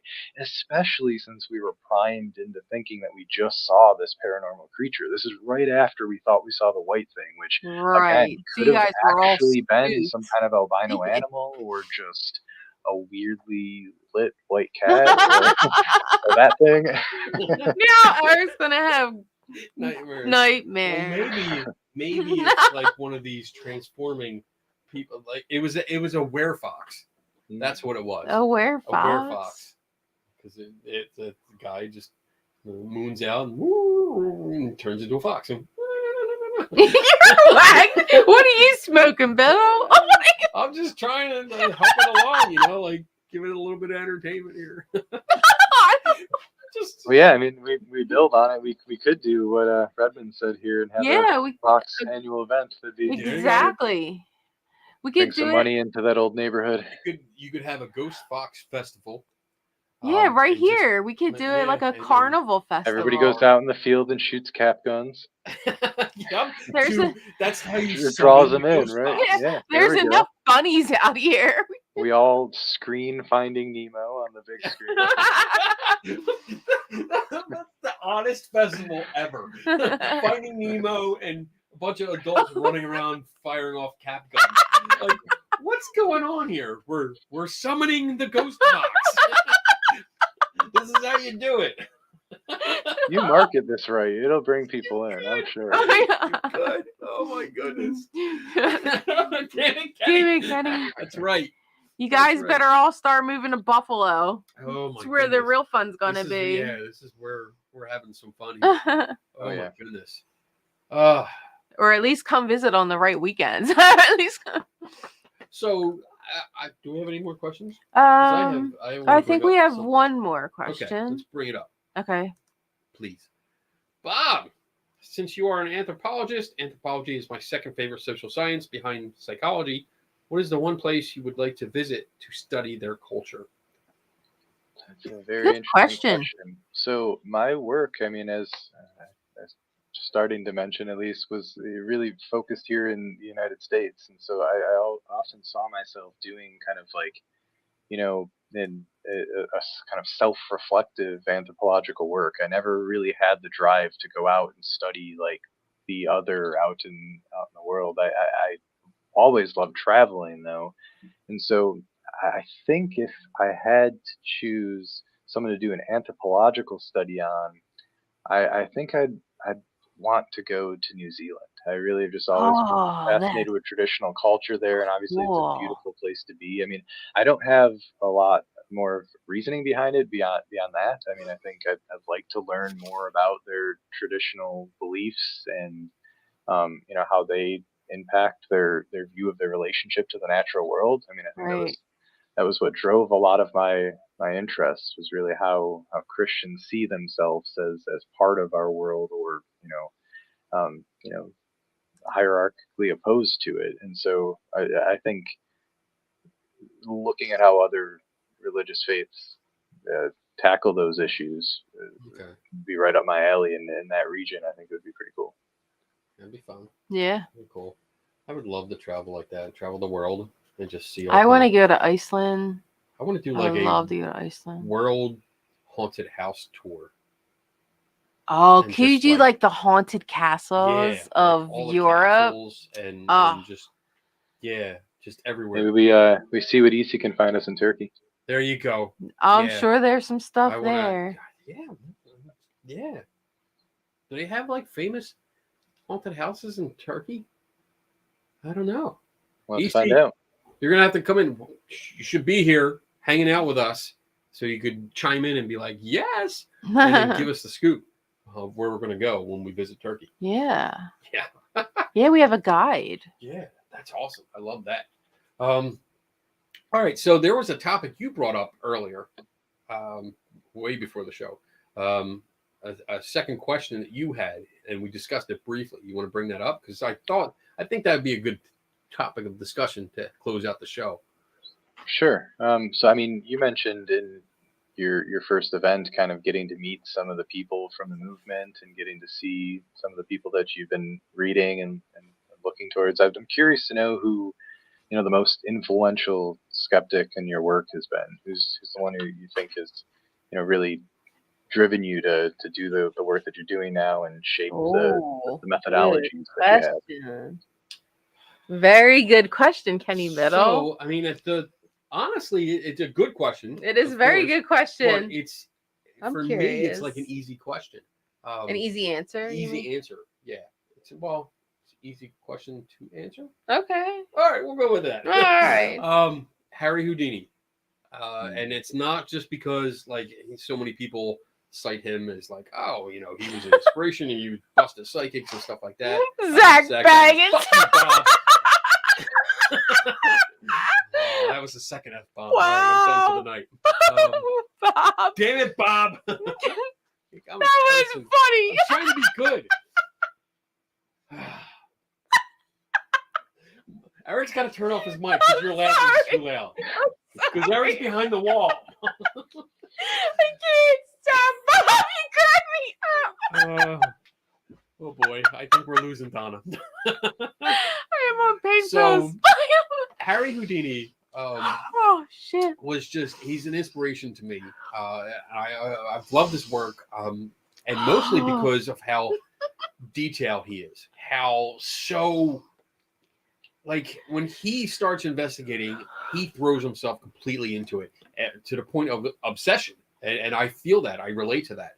Because once I get into it, I'm obsessed with that topic. If you catch my attention, you're all I'm thinking about for days. Yes, some of the people that I hate live rent-free up here for a week or so because I'm obsessed with finding out everything I need to know about what's going on, or what your claim is, and how to do it. And that's what Harry Houdini did. He just studied the people.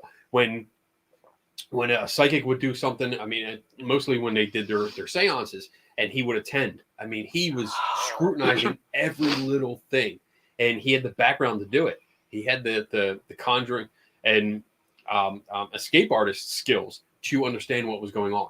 So not only would he look for every little detail and not exploit it, but call it out, but he would replicate it. And I think that's really where I get it from. Like my drive to replicate something as close to exact as possible, because that's what he did. Anal.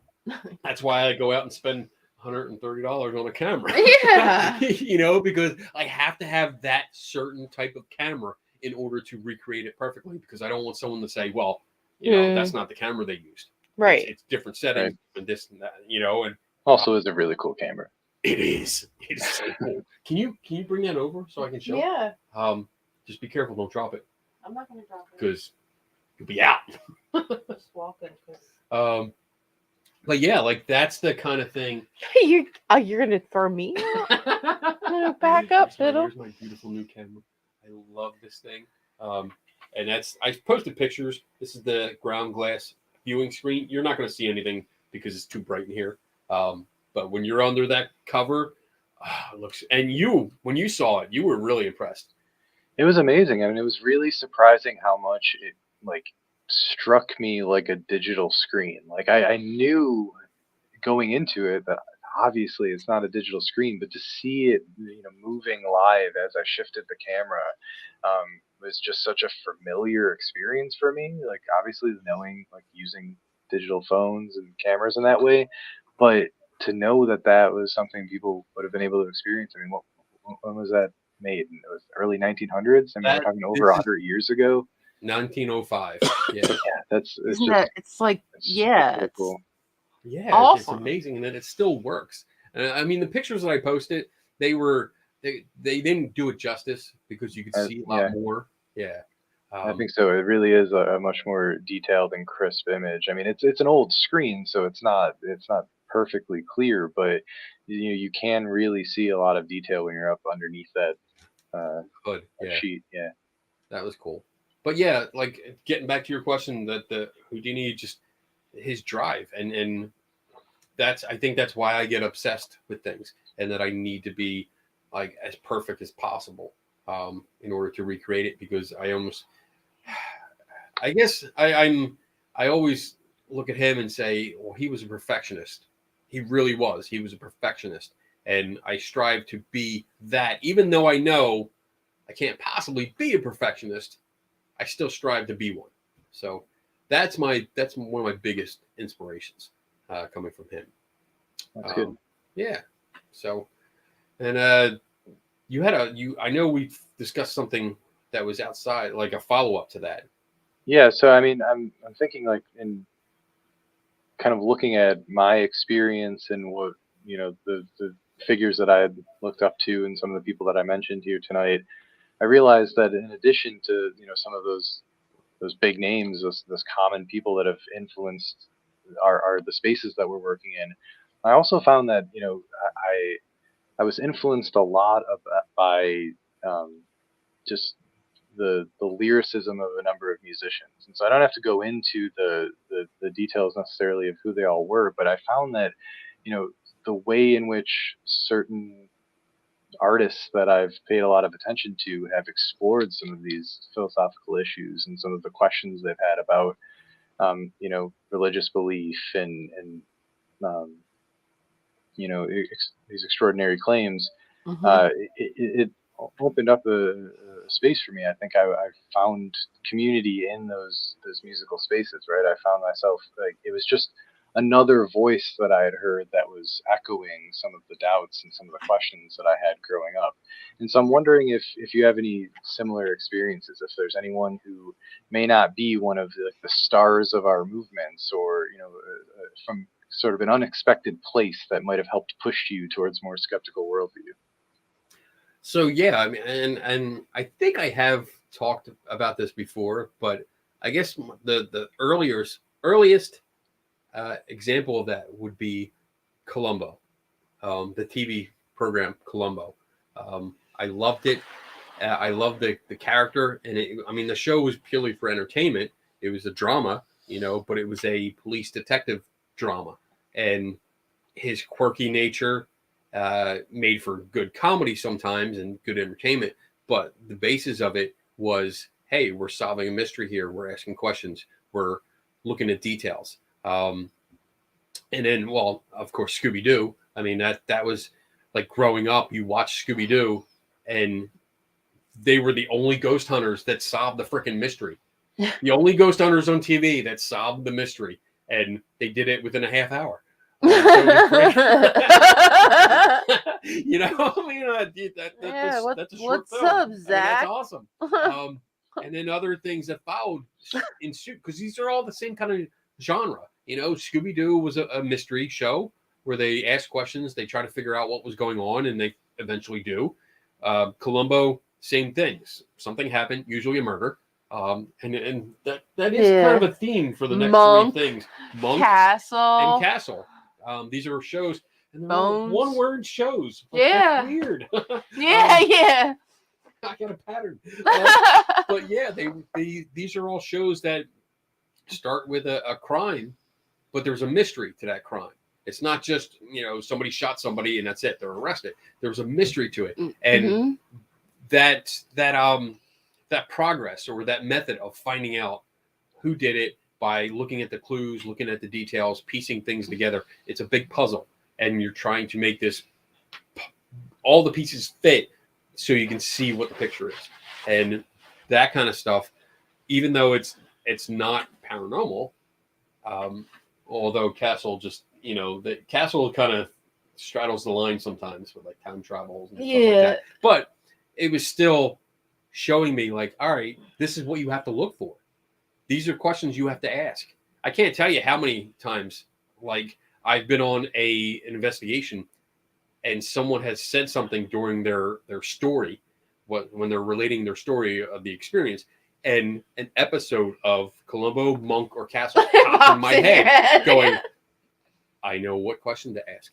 And boom, ask the same question. And it's like, oh, that was good. That was clever. And people were like, that was a good question. Like, yeah, I didn't come up with it. Yeah. I totally stole it, you know. But that influences and that stays with you the more times you watch and watch. And and Forensic Files. Forensic Files, yeah. Oh, God. I watched the shit out of that. Oh, my goodness. Yeah, me and Kenny would never be able to, like, kill each other. No. No. We're saying that like it's, you know, we're bummed. We'll never be able to. Yeah. What's wrong with us?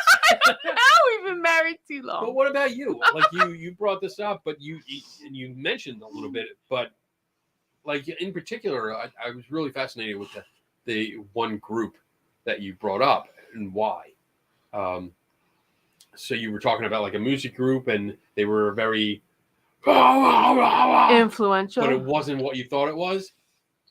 Yeah, I think what you're alluding to is the band Under Oath, who I listened to a lot when I was young, and you know, they're, I think, what is typically referred to as sort of like a screamo band from the mid to early 2000s, and I have always been someone who's been really into analyzing lyrics and understanding like the message of what an artist is trying to say in their music. I love that. So I would always, you know, open up lyric websites and read through as I was, especially music like that, because I mean it's at first at least it's pretty difficult to understand what they're saying. Exactly, right? Screaming at the top of their lungs.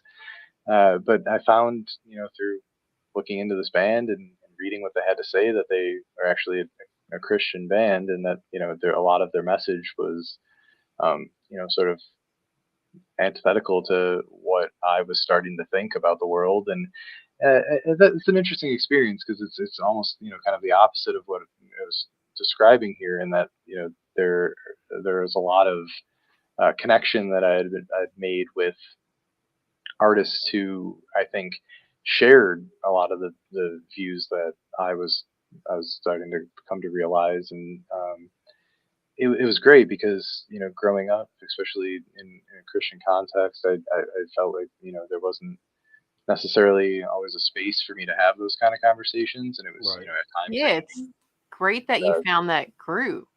Right, yeah, and you start to realize that there are others out there who are thinking the same sort of things as you are, and it's comforting, and it can help you find people who, you know, share those ideas, share those values through, you know, something as personal and you know, really moving as music is. So I ended up finding out that Under Oath, for those who may not have listened to them, they broke up for a while, and then they came back together and started writing new music, and now have kind of shed that old nomer of being a Christian band. They've abandoned the faith and have started releasing music, which I thought was interesting. Yeah. Very cool. Very cool. All right, we are at the end. We are at the end of the show.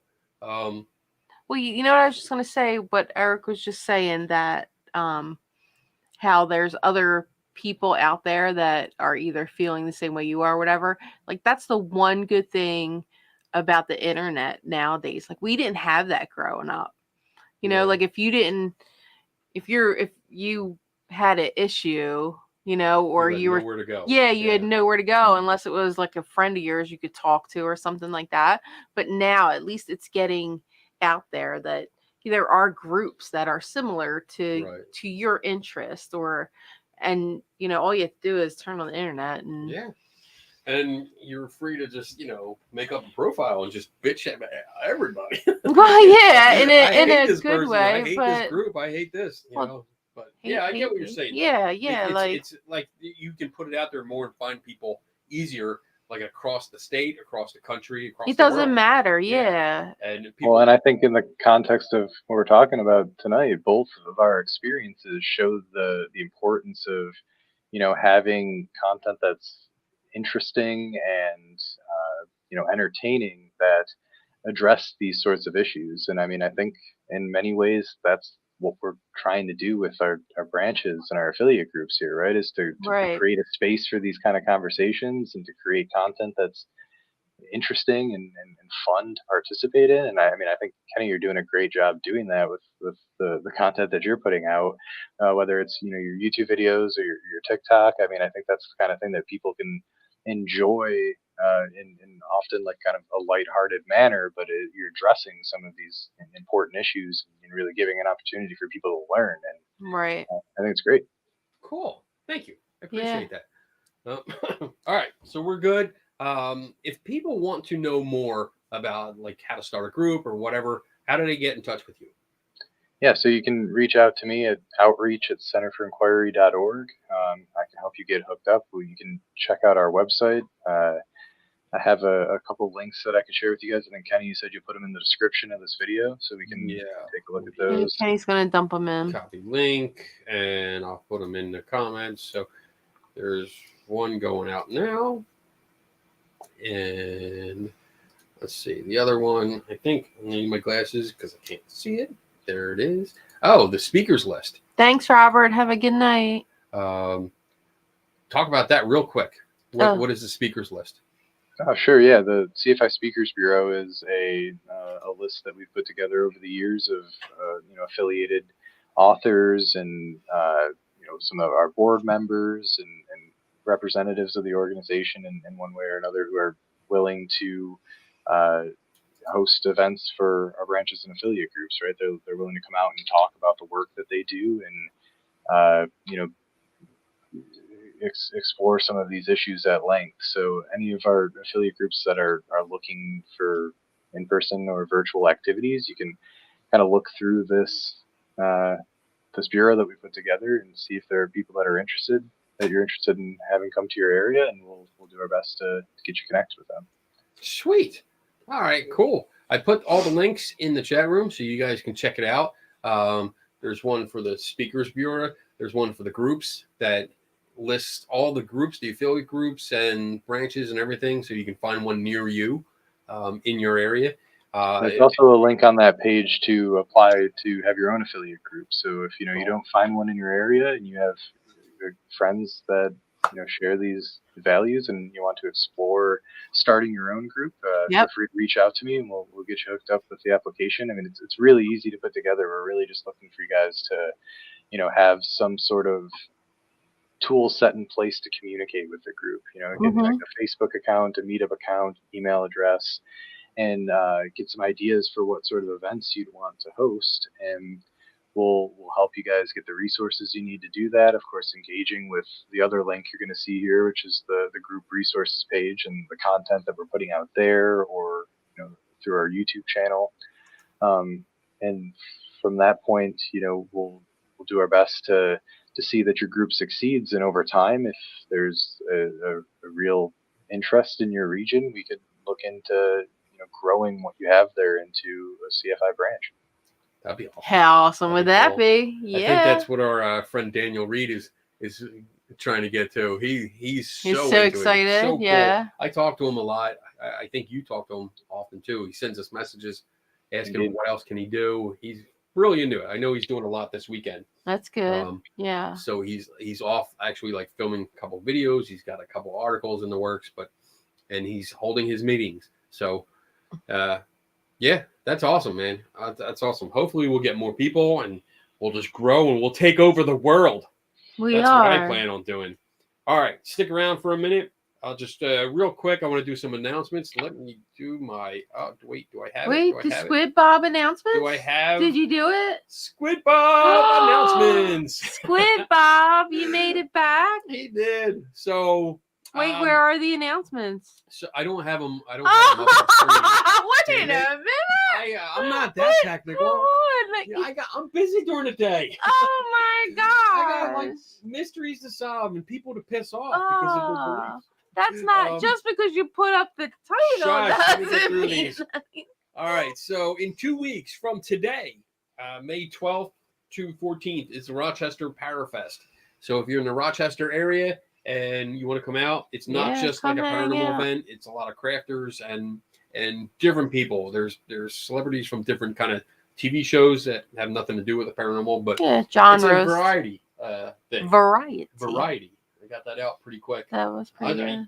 Some of these words, like I know that I'm going to mess up, so I just go for it and just don't think about it. I just say it as fast as I can, and hopefully it comes out right. It comes out okay. Yeah. So we'll be there. We'll both be set up. I'll be set up with my Skeptical Help booth. Skepticking all over the place. Donna will be set up with her Lucky Tiki Creations booth, selling her crafts. And hopefully something new. I'm pretty sure there might be some haunted dolls. Yeah. Oh yeah. No, we have some creepy dolls. Yeah, man. Shit's been happening in the basement. I'm not fucking kidding you. Because I move shit around. Yeah, shit's moving around. What else is there? There's a few. We gotta talk about that. Let's see. Oh, June 8th. Definitely. Well, actually, May 22nd. Right. Yeah, we talked about that one. Leo Igwe will be here. So if you're in the Buffalo area, come out. Please come out because this is a good opportunity. It doesn't come along much. This is the first time that I know he's been in the States. So come on out, listen to what he has to say, engage with him, engage with us. Come see the center. Come see the center because we got stuff here. See the center. You can explore. It's really cool. And then June 8th, as I mentioned before, Melanie Tresson King and Anthony will be here. Hammercock, if she's watching. They'll be here. She's going to be doing a talk. What else we got? We got Summer Solstice is June 24th. Ghost Boy that will also be here. We're going to have a party. July 20. No. I like that. Back up. July 14th to 16th is the Gettysburg Battlefield Bash. Damn. In Gettysburg, Pennsylvania. We'll be down there. Yeah, maybe. We'll be I think we need to book something. We need to book a hotel. But maybe not. September 16th. Might be going down to West Virginia for the Mothman Festival. Oh, yeah. Yeah, I think we're going to. You need to. There's also, right, not far from there is the Flatwoods area where the Flatwoods monster. Oh, we can make it like a week. Place. Yeah, I want to take a couple days and do that. What's that? White. Sycon? There's something for Bigfoot. Whitehall Bigfoot. I don't know what that is. I have to look that up. I have an event on here that I don't know about. October 26th to 29th is SciCon 2023. We'll be in Las Vegas, Nevada. Skepticing and sciencing it up. Skepticing. Skepticing. How do you say it? I can't say it now. We'll be out there. Eric, can you say that? Skepticing. Skepticing. Well, I'm really looking forward to it because it'll be my first SciCon, my first time. We are gonna have so much fun. We're gonna have fun. Is EC gonna come out with you? Because we can put her to work. Perhaps we'll have to press her on that. That would be cool. That would be awesome. I know you're watching, EC. You know you want to come out. To the conference. We'll have so much fun. Did do it. And there's always, you can help out so you won't be lonely. Yeah. Because otherwise she'd be lonely if she didn't. That's what happened to me. Like, I'd be lonely. So I ended up helping out. And then the last thing I have here is November 3rd to 5th. We'll be in Woodbridge, New Jersey for the Para-Unity Conference. Or Expo, yeah. Which is always a good time because, surprisingly enough, probably at all the paranormal conferences, that's the most well-received that I get. Which one? Para-Unity. I like Para-Unity. I mean, yeah. Which is kind of odd, but it works out. I have I always have a line of people that want to ask questions and engage. So it's cool. And now I'll be bringing a whole bunch of CFI stuff with me, brochures and buttons and all that kind of stuff. So here Redman says that you guys need to have a Monster Mash Festival. That'd be good. We can pair it up with the White Fox Festival. All right. So with that said, we are done for the night. We're out of here. We're going to go. You guys have a great weekend. EC's in. Whatever you guys need, she says. There you go. That's good to know. Have a great weekend. Be safe. Learn something. What are you doing? What? Learn something. Are you reading? Learn what something. Are you talking about? You look like you're reading. And Shut up. Oh, my goodness. All right, everybody. Have a good weekend. Never stop learning. There you go. We'll see you next week. Bye.